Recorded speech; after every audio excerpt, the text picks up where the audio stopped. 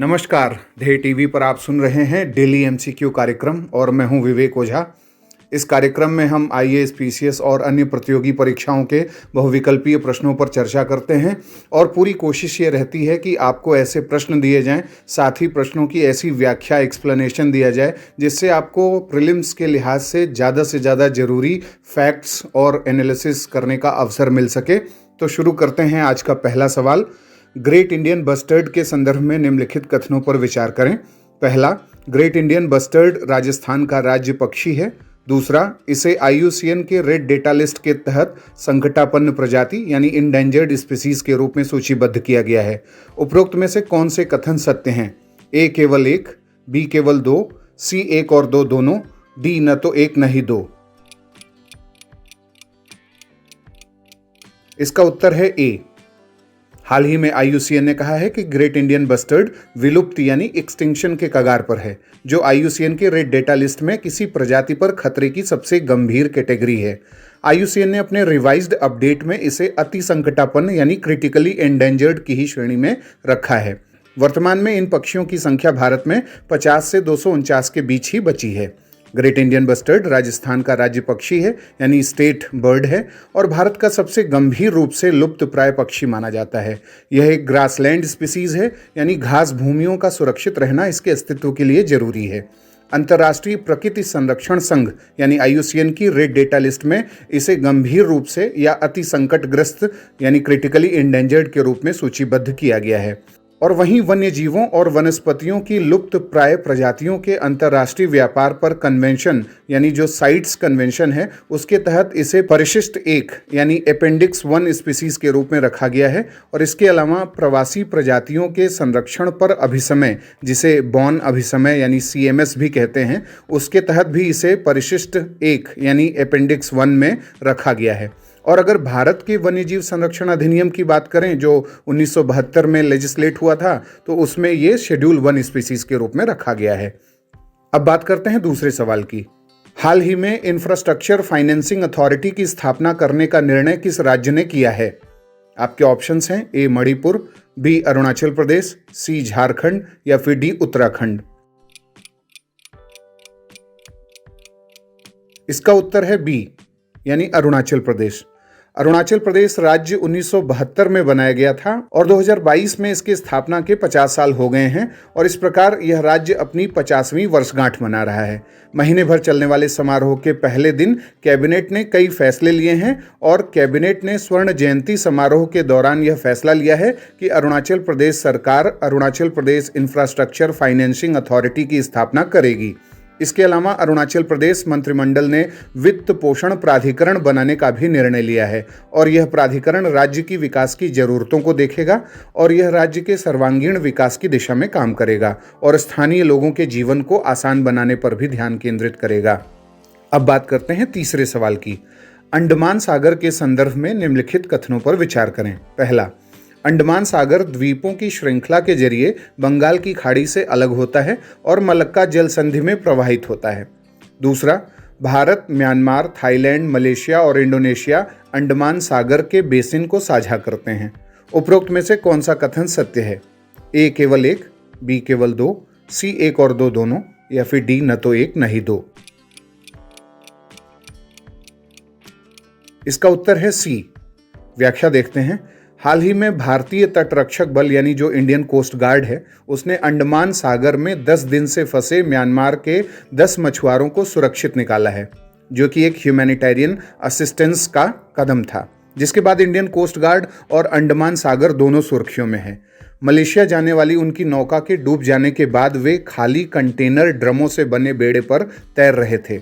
मछुआरों को कार निकोबार द्वीप समूह से 14 समुद्री मील दक्षिण से सुरक्षित निकाला गया है और उन्हें स्थानीय पुलिस को सौंप दिया गया है। उनकी नौका मलेशिया के रास्ते में अंडमान सागर में डूब गई थी, लेकिन चालक दल के सभी 10 सदस्य बेड़े पर तैरते हुए जीवित बच निकलने में कामयाब रहे थे। तो इसके चलते अंडमान सागर न्यूज़ में आ गया है।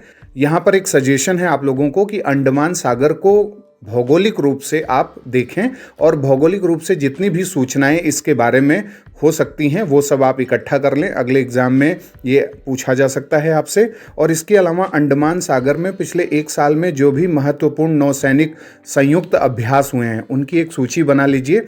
जैसे भारत, सिंगापुर और थाईलैंड की नौसेनाओं ने आपसी विश्वास को मजबूत करने और इस क्षेत्र में समुद्री सुरक्षा बढ़ाने की दिशा में आम समझ और प्रक्रियाओं को विकसित करने के लिए अंडमान सागर में एक त्रिपक्षीय समुद्री अभ्यास सिटमेक्स 20 को संपन्न किया था। तो ऐसे ही कुछ और भी लिस्ट आप बना लें जो आपके परीक्षा के लिए उपयोगी साबित होंगे।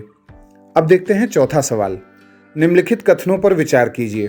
पहला, अंतर्राष्ट्रीय आतंकवाद रोधी सम्मेलन 2022 का आयोजन नई दिल्ली में हाल ही में किया गया है।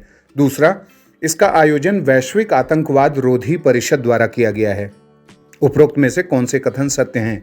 ए केवल 1, बी केवल 2, सी 1 और 2 दोनों, या फिर डी न तो 1 न ही 2। इसका उत्तर है सी।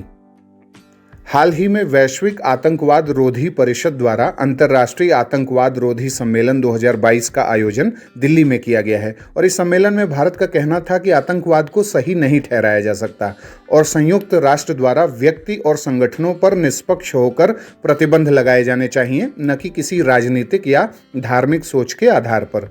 संयुक्त राष्ट्र में भारत के स्थायी प्रतिनिधि टी.एस. तिरुमूर्ति ने वैश्विक आतंकवाद रोधी परिषद द्वारा आयोजित आतंकवाद के खिलाफ अंतर्राष्ट्रीय सम्मेलन 2022 में कहा है कि आतंकवाद और अंतर्राष्ट्रीय स्तर पर संगठित अपराध के बीच संबंधों की पहचान की जानी चाहिए और इस समस्या से सख्ती से निपटा जाना चाहिए। तो यहाँ पर एक बात आपको ये भी बता दी जाए कि जो सिविल सर्विसेज का हमारा मेंस का सिलेबस है आंतरिक सुरक्षा का, उसमें आतंकवाद का संगठित अपराधों के साथ क्या कनेक्शन है, इस पर पूरी एक रूपरेखा तय की गई है और इसलिए ये जरूरी है इसके बारे में जानना। मेंस में भी यह सवाल पूछा जा सकता है। इस सम्मेलन में भारत के विदेश राज्य मंत्री का कहना था कि हमें आतंकवाद से निपटने के लिए राजनीतिक इच्छा शक्ति की जरूरत है और आतंकवाद के महिमा मंडन और उसे सही ठहराने की अनुमति नहीं दी जा सकती। आतंकवादी केवल आतंकवादी होता है। तो ये जो सम्मेलन हुआ, इस सम्मेलन में 2 और बहुत प्रमुख बातें कही गई जिस पे प्रीलिम्स में भी सवाल बन सकता है और मेंस में भी बन सकता है। एक तो फिनेंशियल एक्शन टास्क फोर्स पे बात की गई। तो आप लोग FATF के बारे में जानें कि यह संगठन क्या है, कब बना था, इसकी संरचना क्या है, इसके प्रकार क्या हैं और यह किस तरीके से जो टेरर फाइनेंसिंग यानी जिसे हम आतंक का वित्त पोषण कहते हैं उसे कैसे रोकता है, इन सब के बारे में।